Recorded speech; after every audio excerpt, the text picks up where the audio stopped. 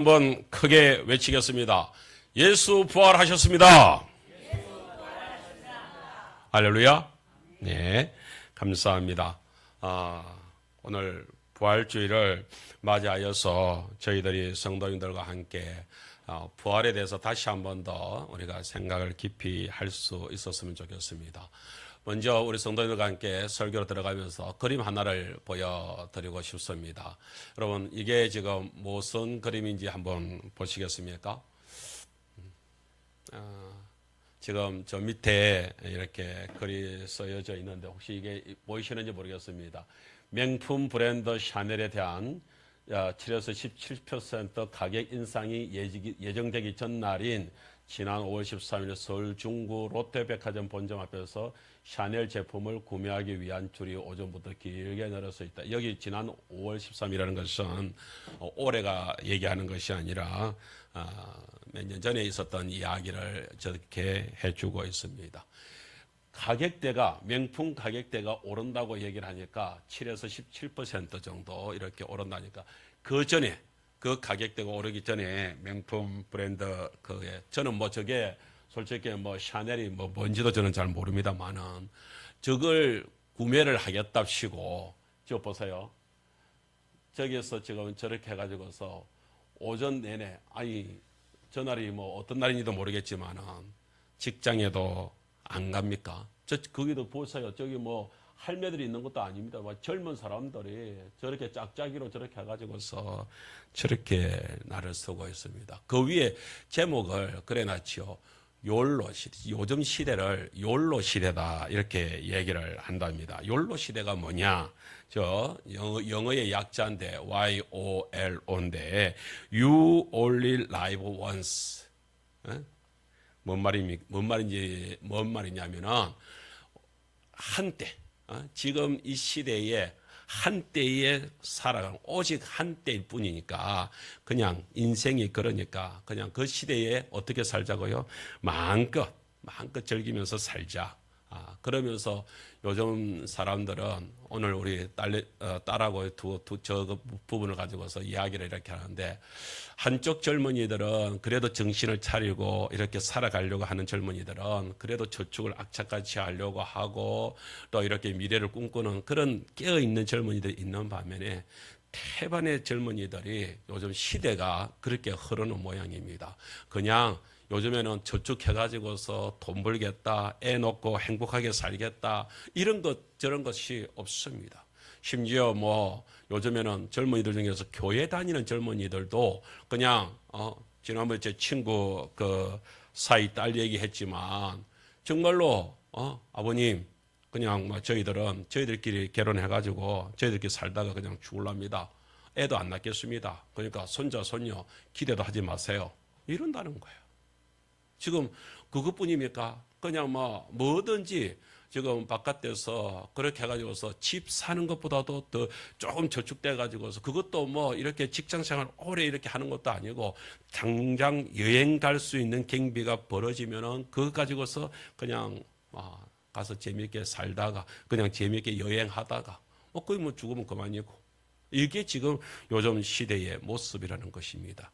사랑하는 성도 여러분, 정말로 바울 선생님은 오늘 저희들한테 뭔 얘기를 해주냐면은 부활이 없다면은 어떤 일들이 벌어지게 되겠는지 부활이 없다고 생각을 해보고 그 부활이 없는 것에 대해서 같이 이야기를 나눠보자 이런 이야기를 하고 있습니다. 그러면서 오늘 본문의 말씀들이 저희들한테 주어지고 있는데요. 그 말씀을 한번 보겠습니다. 19절의 말씀인데 바울 선생님이 이렇게 말씀을 하고 있습니다. 19절 다 같이 한 번 더 말씀을 새기라면서 시작. 만일 그리스도 안에서 우리가 바라는 것이 다만 이 세상의 삶뿐이면 모든 사람 가운데 우리가 더욱 불쌍한 자이리라. 이렇게 정말로 부활이 없다고 하면은 이 세상에서 우리가 저 천국을 바라볼 수가 없고 부활로서 다시 우리가 살아가야 될 인생이 없이 이 세상에서 그냥 사는 이것으로서 모든 것이 끝이 난다. 이게 끝이다. 이렇게 하면은 그렇게 하면서 우리 한번 생각을 해보자 이 얘기합니다. 왜 바울 선생님이 이렇게 부활이 없다는 얘기를 부활을 부활절 날 부활을 얘기해야 될 것인데 부활이 없다는 얘기를 먼저 하느냐? 그것이 이유가 있습니다. 부활을 먼저 얘기하는 이유는요, 그 속에서 이 교회 속에서 참 그런 사람들이 있기 때문에, 교회 속에서도 오히려 부활이 없다라고 얘기하는 사람들이 있기 때문에 그런 이야기를 하는데, 저희 부친께서는 아버지 어머니가 같이 교회를 다니기 시작을 했는데, 어머니는 처음부터 이렇게 믿음이 이렇게 확 들어가는데, 아버지께서는 참 그렇게 믿음이 들어가지 않더라고요. 게다가 세상적으로 이렇게 살아가다 보니까 그냥 막 술을 이렇게 끊지를 못합니다. 그러면서 여러분 그런 말이 있지 않습니까? 뭐 먹고 죽은 귀신은 뭐 때깔도 곱다는 그런 말이 있지 않습니까? 우리 아버지가 다 그러시는 거예요. 그러면서 술을 못 먹게 하면은 술 드시면 안 된다. 건강을 이렇게 하면은 술만 안 드시면은 건강이 이렇게 회복되니까 건강이 회복되려면은 술을 안 드셔야 된다. 이러면은 막 화를 내면서 딱 이 말씀 하시는 거예요. 먹고 죽은 귀신은 때깔도 곱다는데 나도 좀 죽어서 좀 때깔 뭐 나면 안 되겠나 이러면서 막 그러면서 막 술 마시는 것에 대해서 그렇게 하셨던 분이 저희 부친이십니다. 아니 이 세상에서 그냥 막 이 세상의 마지막으로 그냥 막 끝이라면 그것으로서 모든 것이 끝이 난다면 이 그냥 막 한평생 잠깐 살다가 가시는 분한테 뭐 그리 술 먹지 마라 뭐 이거 하지 마라 저거 하지 마라 왜 그러겠습니까? 그게 아니니까 자녀들이 아버지 그게 아니에요. 그게 아니에요. 얘기하는데 그러면서 우리가 땅에서 이렇게 사는 게 다가 아니잖아요. 그러면 죽어봤나 이러면서 막 그냥 막 천국에 대해서 막 어떤 것도 받아들이지 않으려고 그렇게 몸부림치는데 이게 고린도 그 바울 선생님 그 시대 때도 그 교회 속에서 이런 성도들이 있었다는 거예요. 바울 선생님이 부활에 대해서 막 증거를 하고 성도들이 부활 얘기를 예수님 부활 얘기를 하면 그중에 어떤 사람들이 있었냐? 고린도전서 15장 12절 말씀에서 저희들한테 이렇게 말씀 한번 읽어볼까요? 저게 교회 속에 저런 게 있으니까 바울 선생님이 속이 타서 하는 얘기입니다. 시작. 그리스도께서 죽은 자 가운데서 다시 살아나셨다 전파되었거늘 너희 중에서 어떤 사람들은 어찌하여 죽은 자 가운데서 부활이 없다 하느냐 그렇게 얘기합니다. 사람들이 예수님이 부활하셨다고 그렇게 해가지고서 막 증거가 나고 있는데 교회 속에서 사람들이 아니다는 거예요. 죽은 자 가운데 부활은 없다. 죽으면 끝이다. 이러면서 그냥 부활에 대해서 부인하는 사람들이 있으니까 바울 선생님이 그 고린도 교회를 향하여서 왜냐하면 고린도 교회가요 못 사는 교회가 아니었거든요. 거기는 상권이 이렇게 개발이 돼 가지고서 사람들이 너무너무 잘 살아요. 부자예요. 그러니까 사람들이 오히려 현실적으로 아이고 먹고 마시고 즐기자 이 세상이 최고지 뭐 이 좋은 세상. 이번에 우리 사모님하고 상덕에 가서 이렇게 하셨는데 거기 가시니까 94세 어르신도 계시고 91세 어르신도 계시고 아유 뭐 요즘에는 뭐 80, 90에 해도 그냥 뭐 정정하신 분들이 많습니다. 그렇게 계시는데 그러면서 이렇게 저희들이 이제 이렇게 치료해주러 왔습니다. 그러니까 그 한 분이 이렇게 자리에 이렇게 탁 누우시면서 이 좋은 세상 내가 건강하게 살아야지 이러면서 거기서 나 건강하게 더 오래 살고 싶어. 그분이 벌써 80이 넘으셨어요. 그런데도 더 살고 싶다고 뭐 100살도 뭐 살고 싶다고 이러면서 목사님 만져주세요. 너무 좋습니다. 막 이러면서 자기가 이렇게 살고 싶다는 이야기를 아마 어르신들 다 그런 것 같죠. 왜요? 그 어르신이 하는 이야기가 딱 이거예요. 이 좋은 세상 왜 주고 아깝다 이러는 거예요. 우리 성도인들 어떻습니까? 나는 우리 성도인들도 또 마찬가지 아니겠나 이런 생각도 가지게 됩니다. 그 고린도 교회가 그렇습니다. 성도들이 그냥 그 속에서 이 뭐 돈 많지 뭐 부자재 잘 살지 문제가 없지 이 좋은 세상 왜 주고 그런데 교회 속에서 저 바울 선생님이 하는 이야기가 들어보면 뭐 죽은 얘기하고 그 얘기하니까 이 세상 그냥 이렇게 살다 죽으면 그만이지 뭐 세상에 단 게 뭐 있냐 이러면서 막 이야기를 하는 것입니다.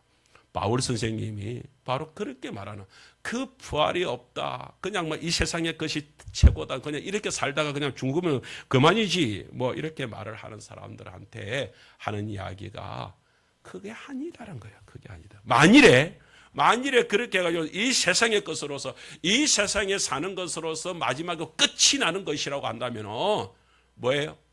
바울 선생님이 자기 자신이 얘기하면서 내가 살아왔던 것들이 말짱 도루묵이다. 말짱 도루묵이다.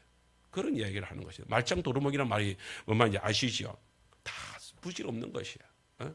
옛날에 선조 임금님이 임진왜란 때에 피난 가가지고서 어느 어촌에서 그 고기를 이렇게 생선을 이렇게 탁 올려줬는데 그 생선을 먹으면 그 생선이 그렇게 맛있더랍니다. 그래가지고 그 생선을 갖다가 이렇게 먹었는데 그래서 이 이름이 뭐냐? 고기 이름이 뭐냐? 그러니까 묵이라고 얘기를 했다는 거예요. 묵이라는 그런 고기가 있었다고 그럽니다. 그런데 그렇게 해가지고서 그 고기를 이 맛있는 고기를 갖다가 생선을 갖다가 이게 묵이라고 말을 할 수가 있겠냐? 이건 묵이 아니다. 그래서 새로운 이름을 지어줬어요. 그게 언어라고 하는 생선 이름을 지어줬다는 거예요. 이 맛있는 생선은 언어다. 이렇게 이름을 지어줬어요. 그래서 이제 전쟁이 끝나고 나서 궁에 돌아와 가지고서 그렇게 해가지고서 그 고기를 생선을 갖다가 그 그걸 다시 그 언어를 갖다가 올려봐라. 그래서 그걸 먹어보니까 옛날 그 임진왜란 그 피난 가가지고서 그 먹었던 그 맛있는 그 생선 맛이 안 나는 거예요. 그래서 선조가 화가 나가지고서 예레이 도로묵이라 해라. 이래가지고서 도로묵이 되었다. 얘기가 있습니다. 여러분 말짱 헛것이다 이런 뜻으로 그래서 이제 말짱 도루묵 이런 말들이 쓰여지고 있습니다. 바울 선생님이 당신이 정말로 이렇게 복음을 전하면서 사역을 하면서 이 정말로 힘든 일들을 하는데 만일에 부활이 없다고 한다면 나만큼 이 도루묵이 어디 있냐? 나만큼 이 쓰잘데기 없는. 그래서 바울 선생님이 오늘 본문에서 19절에서 뭐라고 해요? 내가 사람들 중에서 가장 불쌍한 자가 될 것이다. 그렇게 얘기합니다. 바울 선생님 그러면은 바울 선생님이 얼마만큼 그렇게 사역을 하시면서 힘든 일들을 했냐? 여러분 조금 길지만 여러분 한번 그냥 그대로 우리 한번 읽어 봅시다. 고린도후서 11장 23절에 27절 말씀인데요. 바울 선생님이 내가 사역을 하면서 이런 일들을 감당을 했다. 이렇게 하면서까지도 내가 예수 부활을 갖다 증거하기 위해서 내가 고생하면서 증거했다. 자, 시작. 그들이 그리스도의 일꾼이냐? 정신없는 말을 하거니와 나는 더욱 그러하도다. 내가 수고를 넘치도록 하고 옥에 갇히기도 더 많이 하고 매도 수없이 맞고 여러 번 죽을 뻔하였으니 유대인들에게 40에서 하나 감한매를 5번 맞았으며 3번 태장으로 맞고 1번 돌로 맞고 3번 파선하고 일주야를 깊은 바다에서 지냈으며 여러 번 여행하면서 강의 위험과 강도의 위험과 동족의 위험과 이방인의 위험과 시내의 위험과 강야의 위험과 바다의 위험과 거짓 형제 중에 위험을 당하고 또 수고하며 애쓰고 여러 번 자지 못하고 줄이며 목마르고 여러 번 굶고 춥고 헐벗었노라. 여러분 제가 저기에 대해서 바울 선생님이 저거 하나하나 얼마나 어떻게 했느냐 그런 사도행전을 보면 그런 역사적인 이야기가 나옵니다만 그런 이야기를 하지 않겠습니다. 저 말만 들어도 바울 선생님이 지금 그 예수 복음을 전하려고 예수 부활하셨습니다. 우리도 부활의 주님을 믿읍시다라고 얘기하면서 전도하기를 얼마나 애를 썼냐. 여러분 엉덩이에 한번 여러분들 태장을 한번 맞아보십시오. 40에 하나 39대를 맞았다는 얘기 아니에요. 죽도록 맞았다는 얘기 아니에요. 그것도 한 번 아니고 5번이나요. 제가 군대 얘기했잖아요. 군대에서 그 삽으로 엉덩이에 이렇게 피떡이 되면서 한 번 딱 맞아봤습니다. 그것도 20대 한 정도 되는 거 한 번 딱 맞아봤습니다. 그런데요, 저보고 5번을 맞으라고 해요. 아니요! 저는 2번도 더 맞기 싫습니다. 왜? 그것이 얼마나 고통스럽고요. 얼마나 힘든지 저는 잘 알기 때문에 진저리가 나기 때문에요. 저는 2번 다시 그렇게 맞고 싶은 마음이 없습니다. 여러분 만일에 이런 사람이 있다고 한번 생각을 해보세요. 은행에 저축을 하는데 사람들의 소문이, 그 은행의 소문이 어떻게 나냐면은, 야, 저 은행 망한대. 그런 소문이 난 은행이 있습니다. 그런데 여기 이 사람은 돈을 벌면 자기 생활비 얼마 떼놓고는 그 은행에다가 저축을 계속해서 하는 거예요. 사람들이 아이고 바보 멍충이 따로 없네. 저 은행이 망할 은행인데 거기다가 저축을 왜 하냐 하면서 사람들은 막 그냥 막 비난을 합니다. 그러면서 거기에 들어갈 돈이, 저축할 돈이 있으면 먹고 마시겠다 이러면서 사람들이 막 먹고 마십니다. 그런데 여러분, 만일에 그 은행이 그렇게 해가지고서 망했으면은, 그렇게 해가지고서 그 저축한 돈을 하나도 찾지 못했으면은 그 은행에 저축한 사람이 가장 바보 멍충이가 되겠지만, 만일에 그 은행이 알짜배기 은행이라서 그 저축이 오히려 이자를 더 붙이고 더 갑절로 복된 일들이 벌어지게 되면은, 그렇게 해서 흥청망청 먹고 마시자 그러면서 저축을 안 했던 사람들과 비교가 되겠습니까? 여러분, 저희 부친께서 교회 다니기 전에 제가 저희 집에서 이제 그렇게 저 때문에 이제 예수쟁이 아들도 없다고 욕을 들어먹고 그렇게 할 때에 아버지가 술이 취해가지고 오셔가지고 저보고 네 교회 포기 못하겠나 이러더라고요. 그래서 포기 못합니다. 그랬더니 에이 바보 멍충 이러면서 저를 갖다가 막 얘기해. 아니 그 예수가 뭐라고 집안 사람들한테 그렇게 욕을 들어먹으면서 뭐한 짓이냐 그러면서 막 저보고 바보 멍충이 그랬던 바보 멍충이의 길을 저희 아버지 어머니도 결국에는 따라왔습니다. 할렐루야. 오늘 여러분 정말로 예수 부활을 얘기하는 목사가, 이 박 목사가 바보 멍충입니까? 아니면 오늘 바울 선생님이 그 부활을 얘기하면서 예수 부활 얘기하면서 두드러 맞기를 그렇게 두드러 맞고 그렇게 헐벗고 굶주리면서 복음 전하고 그 복음 전한 그 바울 선생님이 바보 멍충이었겠습니까? 오늘 그게 아니라는 사실을 우리 성도님들과 함께 나누어 보겠습니다. 예, 우리 분명하게 다시 한 번 더 고백하겠습니다. 예수님은 부활하셨습니다.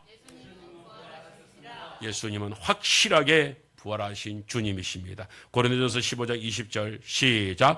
그러나 이제 그리스도께서 죽은 자 가운데서 다시 살아나사 잠자는 자들의 첫 열매가 되셨도다. 그리스도께서 뭐라고요? 죽은 자 가운데서 다시 살아나셨다. 그런데 그 앞에 뭐라고요? 19절에서 20절에서 딱 바뀌면서 그 부활이 없다라고 얘기하면 나는 가장 불쌍한 자고 나는 가장 바보 멍충이지만 그러나 이제 이렇게 얘기하는 거예요. 그러나 이제 아니다 이거예요. 달라졌다 이 말이에요. 그렇게 하면서 분명하게 얘기해서 그리스도께서 죽은 자 가운데서 다시 살아나셨습니다라고 강력하게 이렇게 말씀을 하고 있습니다. 오늘 그리스도께서 예수님이 그리스도로 오실 때 메시아로 오셨잖아요. 예수님은 그렇게 메시아로 오신 그리스도께서 예수님은 분명히 부활하셨습니다. 어떻게 부활하셨냐? 세 가지로 오늘 우리 성도들에게 짧게 간단하게 말씀을 해요. 첫 번째 오늘 20절 말씀 그대로 있는데 그 후반절의 말씀 죽은 자 가운데서 다시 살아나서 뭐 했다고요? 우리 한번 따라하겠습니다. 잠자는 자들의 첫 열매가 되셨도다. 이것은요 유대인들이 즐기는 초실절이라는 절기가 있는데 절기 때에 그 이제 추수를 하잖아요. 추수를 하면은 첫 열매를 온전히 하나님께 다 드리게 되는 것입니다. 이렇게 드린다는 얘기가 될 때에 첫 열매를 드는 게 뭐예요? 그 다음에 두 번째, 세 번째 열매가 있다는 거예요, 없다는 거예요? 있다는 거예요. 우리가 10의 1조를 하나님께 이렇게 드립니다. 그 말은 뭔 말이에요? 10의 9가 있다는 것을 얘기하는 것이거든요. 그런데 이 첫 열매가 중요한 것입니다. 제가 어렸을 때 우리 저희 시골에서 정말로 이렇게 농사를 이렇게 지었는데 할아버지께서 그 해에는 너무 기분이 좋아가지고서 그렇게 해서 그 들에서 나락을 갖다가 이렇게 비워가지고서 그걸 갖다가 한 단을 집에 들고 오셨어요. 그 어머니가 밖에서 장독대에서 이렇게 계시다가 아버님 그 나라 땅이 뭡니까? 그렇게 하니까 우리 논에서 나락을 폈다는 거야. 그런데 이렇게 해가지고서 나락이 그냥 알이 막 쑥 해가지고 뭐 너무 잘 돼 있는 거예요. 그러면서 봐라. 이 올해는 분명히 태풍이 되겠다. 우리 나락을 보니까 태풍이 되겠다. 형님이 그거에서 뚝 보면서 아유 할배요. 그 정말로 저희들은 어렸을 때 우리가 할아버지를 안 하고 할바시 이랬거든요. 할바시야. 아니 나락 땅 그거 한 당 그거 보면서 그게 풍년이 아니니 어찌합니까? 거기만 그 잘된 거 싹 배운 거 아닙니까? 이래 된 거죠. 근데 할아버지께서 그때 딱 이렇게 말씀하시는 아니다. 나는 그냥 우리 나라 입구에 그냥 막 이렇게 해가지고 너희들한테 보여주려고 했다. 딱 올해 바람이 분명히 오늘 태풍이 날 게다. 딱 그러는 거예요.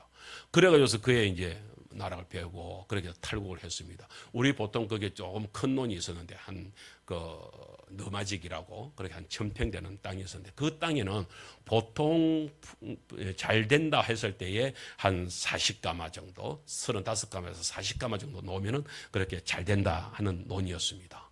그 해에 할아버지가 그 탈곡을 탁 하고 나서 그 논에서 탈곡을 하고 나서 할아버지가 새 보더만은 할아버지가 놀라셨는지 저하고 형님하고 두 살 위에 계시는 형님한테 너 둘이서 직접 다시 한번 더 가만히 있어서 세봐라 이러는 거예요.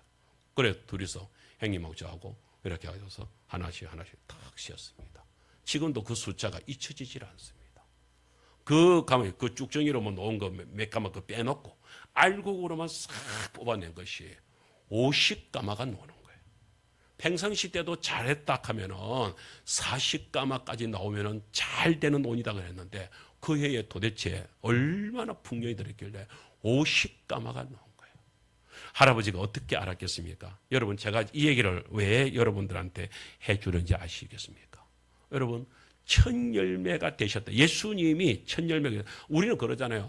죽었다가 천국에 가가지고서 누가 살아와 봤습니까? 누가 그렇게 해봤습니까? 죽은 자에서 살아나 봤습니까? 이런 얘기를 하잖아요. 그랬을 때 저는 분명하게 우리 성도들에게 확실하게 한 가지 얘기할 수 있습니다. 예수님이 바로 부활의 첫 열매가 되셨다고요. 그 말은 첫 열매가 되셨다는 얘기는 그 다음 열매들이 어떻다는 얘기예요? 모두 다 첫 열매처럼 풍성한 열매, 그렇게 풍년을 가져올 수 있는 알곡이 가득 찬 열매가 되신다 이 말이에요. 그 사실을 저희들에게 보여줍니다. 여러분 고린도전서 15장 22절 23절 말씀을 한번 보세요. 그 첫 열매가 되신다면 그 다음 순서가 어떻게 되느냐? 아담 안에서 모든 사람이 죽은 것까지 그리스도 안에서 모든 사람이 삶을 얻으리라. 그러나 각각 자기 차례대로 되리니 먼저는 첫 열매인 그리스도요, 다음에는 그가 강림하실 때에 그리스도에게 속한 자요라고 말씀을 하고 있습니다. 사랑하는 성도 여러분, 오늘 예배 시간에 오신 저와 여러분들이 이 사실을 분명하게 기억하시기를 바랍니다. 여러분 우리가 죽으면 그만인 것 같습니까? 죽어서 끝인 것 같습니까? 예수님을 보시기 바랍니다. 예수님이 우리에게 말씀하셨습니다. 오늘 우리들한테 증거를 보여주시는 것입니다. 내가 부활했다 이거야. 그런데 나는 뭐로? 나는 첫 열매로 부활했다 이거야. 그런데 어떻게 부실하게 정말로 보니까 옆에서 쭉정이가 막 끼어 있고 막 그렇게 해가지고서 이게 나락도 나락이 아닌 것처럼 그런 게 아니라 알찬 알곡인 것처럼, 그래서 그 알곡을 탈곡을 해봤더니 그 논에서 했더니 평상시 때도 그렇게 잘 되는 논이 그 해에는 10가마가 더 넣을 때는 아주 알찬 알곡이 확 터져 나오는 것처럼 두 번째, 세 번째 열매들도 다 알찼다는 얘기죠. 예수님이 확실하게 부활하시기 때문에 그 예수님을 믿는 그 다음 사람들, 첫 열매인 그리스도요, 다음에는 그가 강림하실 때에 예수님이 이 땅에 왕으로 오시면서 그리스도에게 속한 모든 자들은 다 뭐예요? 그렇게 확실하게 부활해서 참여하게 된다는 말씀을 저에게 주고 있습니다. 우리는, 저와 여러분들은 그렇게 해서 첫 열매인 예수님을 따라서 우리는 모두 다 부활의 자리에 그렇게 들어설 수 있는 확실한 믿음의 성도들입니다. 우리 한번 옆에 분하고 박수하면서 하나님이 우리를 부활시킬 수 있습니다. 시작. 우리는 부활됐습니다. 아멘. 그 사실을 믿으시기를 축복합니다. 김 권사님, 우리 손지사님한테 박수 한번 치면서 확실하게 말씀을 하시라고, 분명하게 그렇게 복음으로 증거된 사실들을. 여러분, 오늘 우리가 그 사실을 알게 되면 얼마나 좋겠습니까? 그런데요, 그렇게 예수님이 부활했다, 예수님이 거기에서 예수님이 부활했다 하는데 제자들이 야야야 예수님 부활했대. 그런데 제자들 중에서 누가 있었냐? 의심이 많은 도마가 있었습니다. 그 도마가 뭐라고 하냐면 나는 못 믿겠다. 나는 뭐야? 나는 분명히 예수님이 어떻게 부활하겠냐 생각을 해봐라. 내가 분명히 그 십자가에서 손에 발에 그렇게 지난주에 우리 고난주간에 우리 말씀 들었잖아요. 정말로 예수님이 그렇게 피를 그렇게 해서 물을 갖다가 딱 쏟아, 심지어 그렇게 십자가에 매달려 있을 때에 옆에 군사가, 그 로마 군사가 어떻게 했어요? 창을 가져가 가지고서 죽었는지를 확인하기 위하여서 옆구리를 갖다가 푹 찌르니까 뭐가 됐다고요? 창수가 그 죽어 가지고서 이제 속에서 물이 가득 찼던 그 배 창수가 뭔 말입니까? 물과 함께 거기에 있는 창자가 쏟아져 나왔다는 거예요. 그렇게 해서 확실하게 죽은 것을 내가 봤다 이거예요.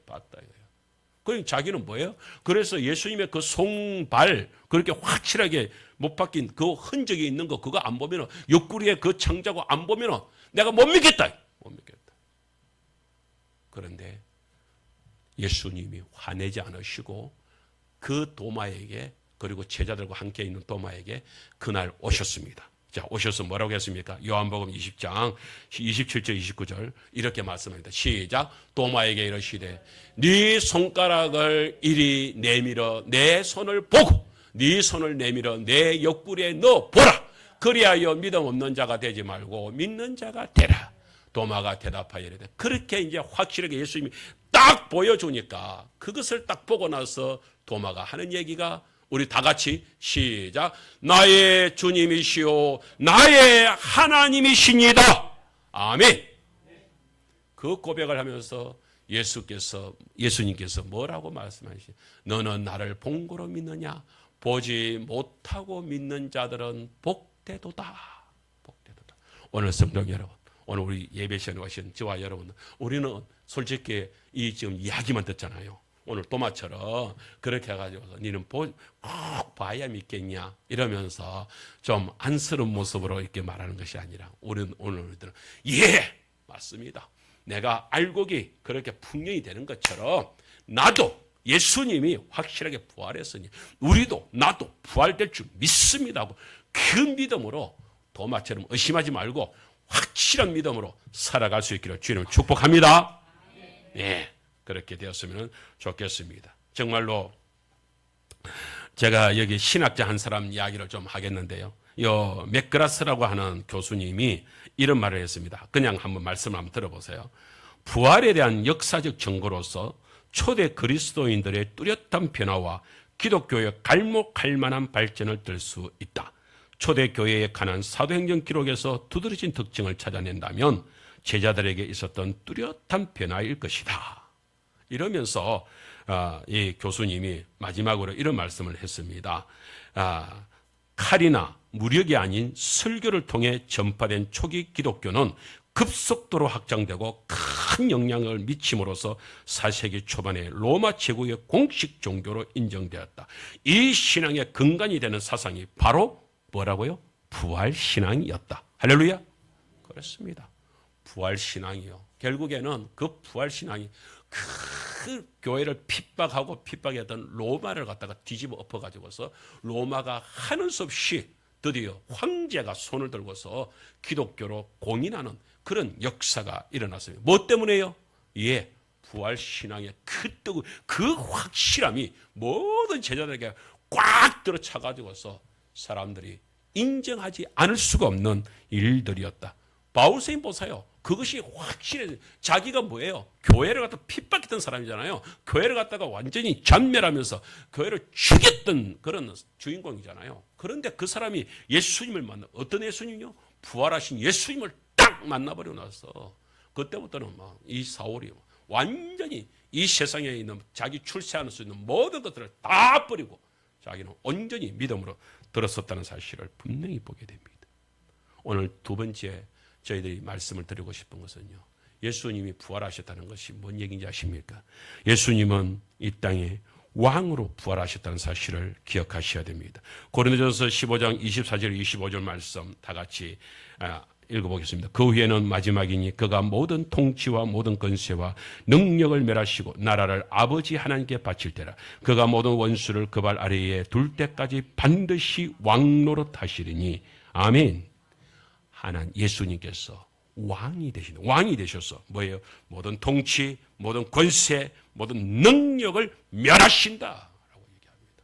저는 요즘에 우리 성도님들은 여러 가지 생각이 다를 수도 있겠습니다만은 정말로 우리는 학교에서 배울 때에 정말로 입법부, 행정부, 사법부는 우리나라는 이 3법이 모두를 다 딱 분리돼가지고 독립적으로 서로가 서로를 견제하는 그런 나라다라고 배웠습니다. 근데 요즘에 법원에서 하는 모습들을 바라보면서요, 여러분 이거는요 여야가 똑같습니다.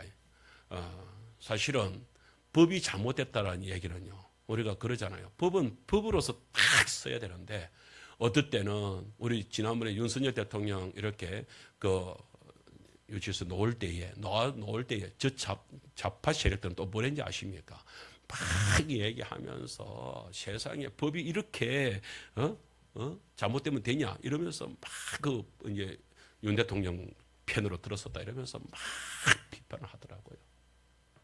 그랬는데 이번에 또 이렇게 또 파면 이렇게 해가지고서 또 대통령 이렇게 인용이 딱 되고 나니까 그러나 저쪽에서는 박수를 치지만 또 하면서 이게 이럴 수가 있냐 또 이렇게 이야기를 하는 것입니다.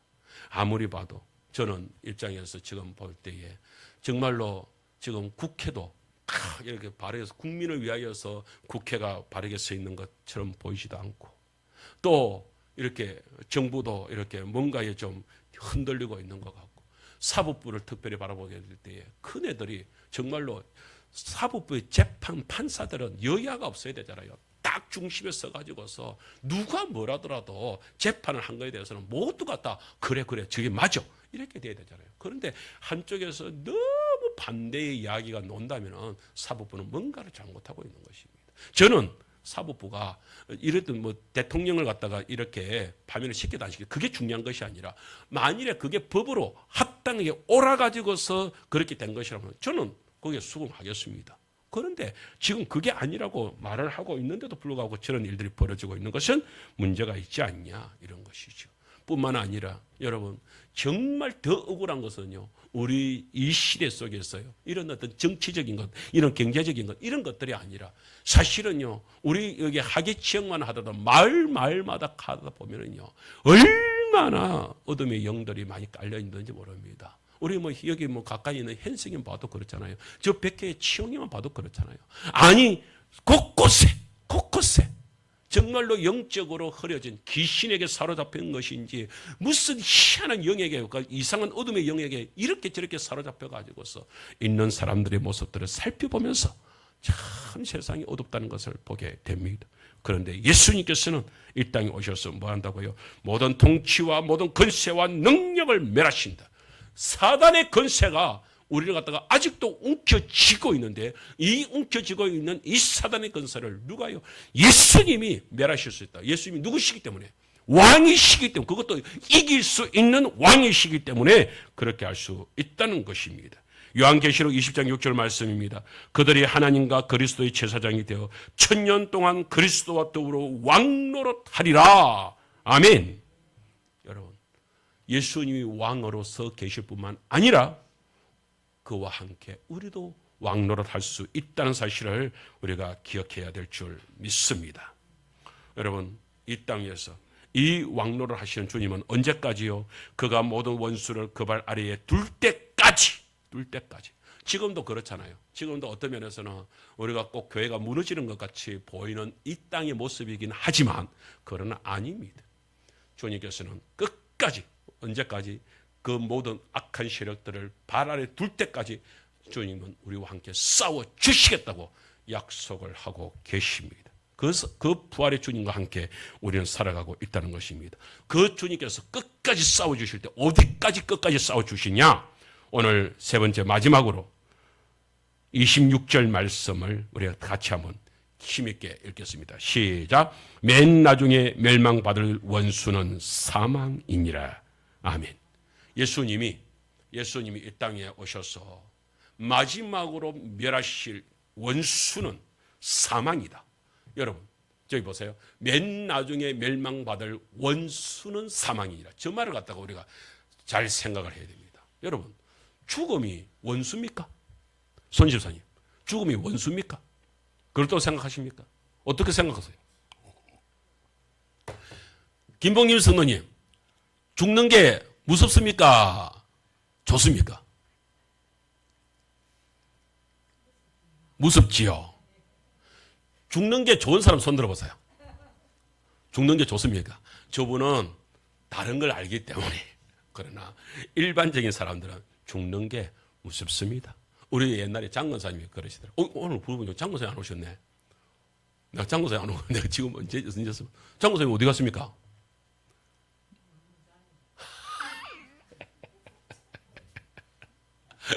그냥 뭐 몸이 좀 안 좋다 그러시지. 몸이 안 좋아서 못 일어나셨구나.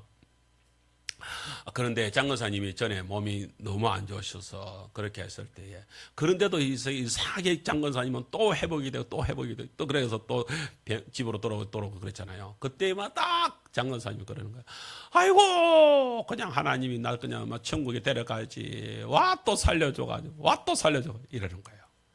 천국에 부활로 당신이 천국에 간다는 사실을 확신을 가지고, 우리 손지사님이 그 확신을 가지고 있으니까 죽는 게 좋아요 이러는데, 보통 사람들은 죽는 게 좋지 않죠. 죽는 게 참 어렵습니다. 히브리서 2장 15절 말씀에 그래서 사람들은 다 이런 생각을 가지고 있는데요. 또 죽기를 무서워함으로 한평생 매여 종노릇하는 모든 자들을 놓아주려 하심이니. 할렐루야. 주님께서 부활하신 것은, 그래서 사망을 깨뜨리러 오신 이유는 사망이 뭐기 때문에요? 원수기 때문에요. 왜 원수입니까? 사실은 우리는 에덴 동산에서는요 죽음 없이 살 수 있었습니다. 그런데 누가요? 사탄이 들어와 가지고서 아담과 하와를 꼬셔 가지고서 선악을 아는 그 가시를 먹게 함으로써 우리에게 뭐가 왔습니까? 사망이 온 거예요. 그래서 사망은 그냥 우리가 죽는 것이 당연한 것이 아니라, 죽는 것이 뭐예요? 원수에게 졌어. 원수하고 싸워가지고 졌어. 우리가 사망이 우리한테 온 것이에요. 그래서 사망은 우리한테 뭐라고요? 원수입니다. 원수입니다. 그 원수인 이 사망은, 그래서 그동안에 사람들이 그 사망에 눌려가지고 살면서 이겨내 보려고 타락을 했잖아요. 진시황제 알잖아요. 진시황제는 뭘 했습니까? 신하들한테 시켜가지고서 뭘 구해오라고? 불로초를 구해오라고. 왜? 불로초가 뭐예요? 늙지도 않고 죽지도 않는 그런 구해오라고 그랬잖아요. 그렇지만 구했습니까? 못 구했습니까? 못 구했습니다. 진시황제가 죽었을까요? 지금도 살아있을까요? 벌써 죽었습니다. 그죠? 못 구했습니다. 아무도 이 사망을 깨뜨릴 수 있는 어떤 것도 없었단 말이죠. 그런데 주님께서 그것을 단번에 끝을 내고 사망을 갖다가 멸망을 시켜버린 일들이 일어났습니다. 그래서 어떻게 됩니까? 이렇게 변화가 일어납니다. 여러분 고린도전서 15장 51절 말씀에 보내 내가 너희에게 비밀을 말하노니 우리가 다 잠잘 것이 아니요 마지막 나팔의 순식간에 호련히 다 변화될 것이다. 아멘. 온전히 다 변화될 것이다. 그리고 52절에 나팔 소리가 나며 죽은 자들이 썩지 아니할 것으로 다시 살아나고 우리도 변화되리라. 이렇게 놀라운 변화가 일어날 때에 바울은 외칩니다. 고린도전서 15장 55절 시작. 사망아 너의 승리가 어디 있느냐? 사망아 네가 쏘는 것이 어디에 있느냐? 결코 이제는 사망이 우리를 갖다가 공격할 수 있다 없다? 공격할 수 없다. 이제 사망이 우리를 향하여서 어떤 것도 건들 수 없다. 우리는 이제 사망에서 깨어나서 우리는 어떻게 해요? 살아난다, 부활하신다, 부활한다, 이 말씀을 저희들한테 주고 있습니다. 그래서 57절 말씀에 우리 주 예수 그리스도로 말미암아 우리에게 승리를 주시는 하나님께 감사를 드리는 성도들이 되어야 될 줄 믿습니다. 우리 찬송가 즐겁도다 이날 찬송이 있습니다. 167장에 즐겁도다 이날, 거기에 보게 되면 우리 앞으로 한번 보세요. 즐겁도다 이날 세세의 할 말 사망 권세 깨고 하늘이 열려 죽은 자가 다시 살아나와서 생명의 주 예수 찬송하도다. 후렴 시작. 즐겁도다 이날 세세의 할 말 사망 권세 깨고 어떻게 하셨어요? 승리하셨네. 아멘. 그렇습니다. 주님께서 사망 권세 완전히 깨뜨리고 승리하셨습니다. 저희 부친 얘기를 하면서 오늘 말씀을 맺으려고 합니다. 사랑하는 성도 여러분, 그렇게 아까 시작에 말씀드렸던 저희 부친께서 저보고 바보 멍충이라고 그러면서 네가 집안 우사타 시키고 네가 네 애비 얼굴에 똥칠을 한다면서 그렇게 하셨던 아버지께서 마지막 돌아가시게 될 때에는 제가 지금도 생각이 납니다. 저희 고향교회 김갑철 장로님, 이승만 목사님, 우리 그 목사님 장로님이 우리 부친을 그렇게 복음을 전하기 위해서 참 많이 애를 써 주셨습니다. 그런데 그날 이제 아버지 신방을 가가지고서 또 이렇게 예배를 드리셨는가 봐요. 그날 장로님이 전화가 오신 거예요. 저한테 전화를 줘가지고서 아이고 처음에는 뭐 너무 좋아가지고서 갑생아 그러는 거예요. 그래서 예 그러니까 아이고 참 갑생이 아니지 우리 목사님이시 그러면서 아이고 목사님 기뻐하세요, 기뻐하세요.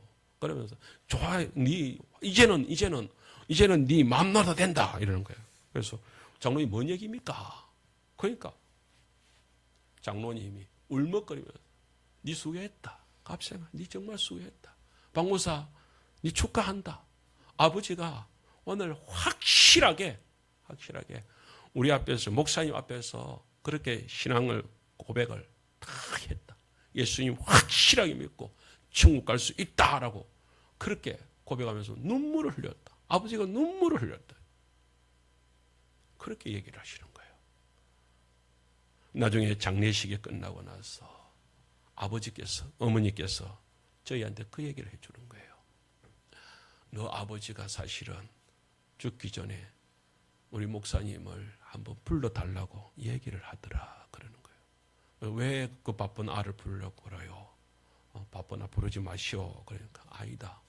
내가 아무래도 이제 얼마 안 남은 것 같다. 내가 천국 갈 긴데 천국 가기 전에 이 땅에서 우리 셋째 불러서 내가 고맙다는 말은 해야 안 되겠나 이러더라는 겁니다. 그래 왜 뭐가 고마운데? 그러니까 천국 가게 된 게 우리 셋째 때문 아이가, 우리 갑생이 때문 아이가 그러더라는 거예요. 그러면서 아버지가 그 얘기를 내가 고맙다고 말을 해야 되겠는데 불러라. 어머니는 그때 이렇게 빨리 돌아가실 줄 알았으면 그때 부를 것인데 이렇게 빨리 돌아가실 줄 모르고 그래 그냥 막 바쁜 그냥 다음에 명절 때문에 오면은 이상하게 아버지께서요 돌아가실 때를 아셨는지 그때 추석 때에 저희들한테 말하면서 내가 올 설을 못 만날 것 같다. 그러니 너희들 잘 해라 이러더라고요. 근데 진짜 나중에 아버지가 똑 돌아가셨는데 그때서야 알았어요. 그러고 나서 설날 제가 그걸 예배를 드리면서 깜짝 놀란 거예요. 제가 놀란 거예요. 아버지께서 지난 추석 때에 설을 못 보겠다 하더만은 진짜 그렇네. 아버지께서 설을 보시기 일주일을 남겨놓고 그렇게 돌아가셨습니다. 그래서 제가 그 생각이 납니다. 성도 여러분, 그렇지만은 저희들은 그 설날 예배를 드리면서 우리는 기뻐했습니다. 왜요? 아버지께서 천국에서 우리를 기다리신다는 것을 확신을 했기 때문에요. 아버지께서 그렇게 분명하게 신앙 고백을 하고 돌아가시고 장로님께 목사님께 그렇게 고백을 했고 엄마한테 그렇게 했고요. 엄마가 마지막에 정말로 피를 토하면서 아버지가 간경화로 돌아가셨거든요. 그래서 마지막에 피를 갖다가 계속 토하셨는데 어머니께서 그 마지막 그 신앙 고백이 다 끝나고 나서 피를 토할 때에 아버지는 무서우니까 겁이 나니까 그래도 그냥 천국에 대한 확신했지만 지금 당장 육신이 이제 피를 토하니까 앰뷸런스 그렇게 하면서 앰뷸런스 불러달라고 아버지가 불렀다는 거예요. 그런데 그때에 어머니가 장례가 다 끝나고 나서 얘기하는 거예요. 내가 너 아버지를 내가 끌어안았다. 머리를 내가 끌어안았다. 그러면서 내가 얘기했다. 이제 우리 어머니는 아버지를 이렇게 여보라고 잘 안 하셔요. 그냥 막 우리 길자 우리 누나니까 길자인데 길자 아버지 그렇게 부르는데 그러면서 끌어안으면서 길자 아버지 이제 당신 천국 가 있어. 천국 가서 기다리소. 내 조금 있다가 따라갈 테니까 천국 가서 기다리소. 이제 이 육신의 고통 여기서 끝내이소.